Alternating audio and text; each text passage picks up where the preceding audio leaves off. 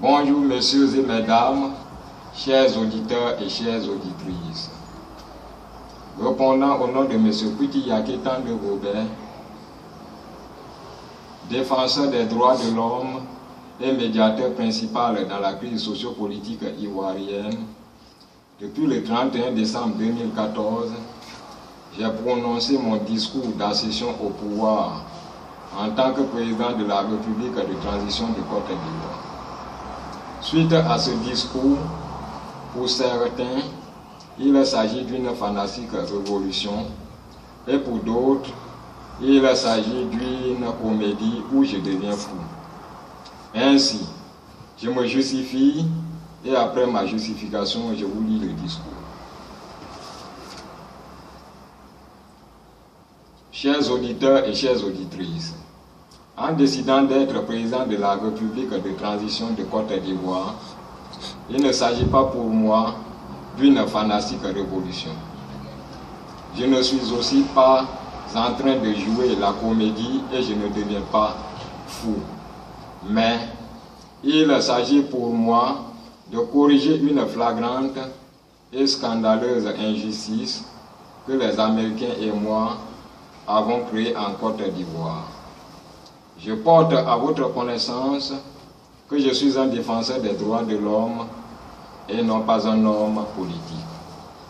À ce titre, lorsque la guerre s'est déclenchée en Côte d'Ivoire, après le deuxième tour de l'élection présidentielle de l'an 2010, c'est moi qui ai saisi le Conseil de sécurité de l'ONU à travers l'ambassade des États-Unis d'Amérique en Côte d'Ivoire, parce que les combattants de M. Laurent Gbagbo de la majorité présidentielle, entre parenthèses LMP, et les combattants de M. Alassane Dramane Ouattara du RHDP massacraient des populations civiles innocentes.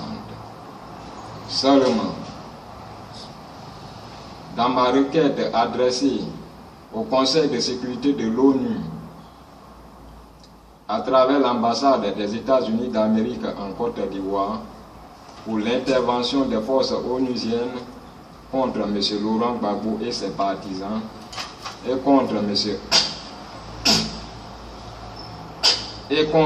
Alassane Dramane Ouattara et ses partisans, je n'ai pas précisé celui qui doit diriger la Côte d'Ivoire en tant que président de la République de transition, ignorant qu'après la capture de M. Laurent Gbagbo, qui s'accrochait en ce moment illégalement au pouvoir en Côte d'Ivoire, il y aurait une vacance du pouvoir. Quant à l'ambassade des États-Unis d'Amérique en Côte d'Ivoire, qui a reçu ma requête, elle ne m'a aussi pas convoqué pour m'entendre par rapport à la situation relative à la vacance du pouvoir. C'est donc de ce flou que M. Alassane Dramane Ouattara et ses partisans du RHDP ont profité pour accéder au pouvoir en Côte d'Ivoire illégalement le 5 mai 2011 avec la complicité de certains membres de la communauté internationale qui les soutenaient à Londres. Sinon, ce n'est pas parce que ce sont eux qui ont gagné le deuxième tour de l'élection présidentielle de l'an 2010 et ainsi l'ONU a capturé M.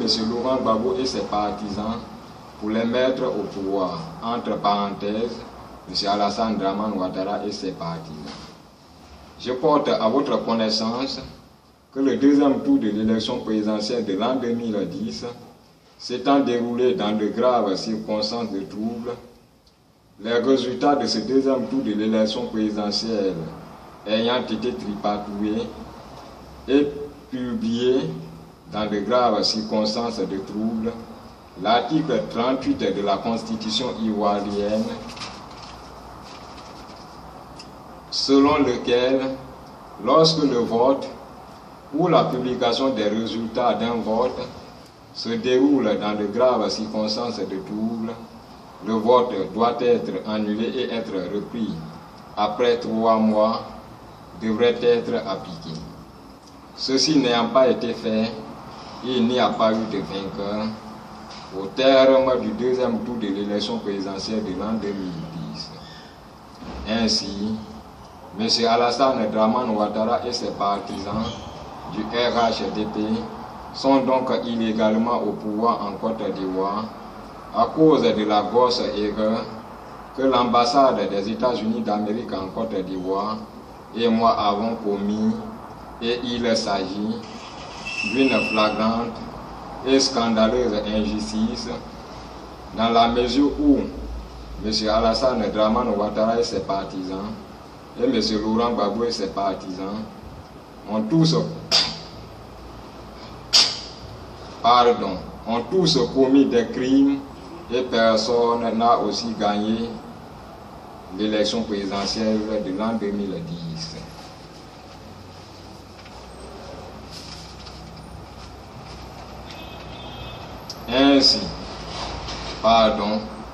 Aussi, en obligeant la communauté internationale à démettre M. Alassane Dramane Ouattara et ses partisans du pouvoir pour le remettre à un Ivoirien, je serai coupable et responsable des actes que ce dernier posera pendant qu'il est au pouvoir.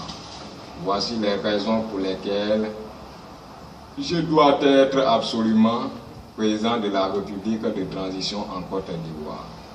Ainsi, je demande à l'administration Obama et aux peuples américains de se joindre à moi afin qu'on corrige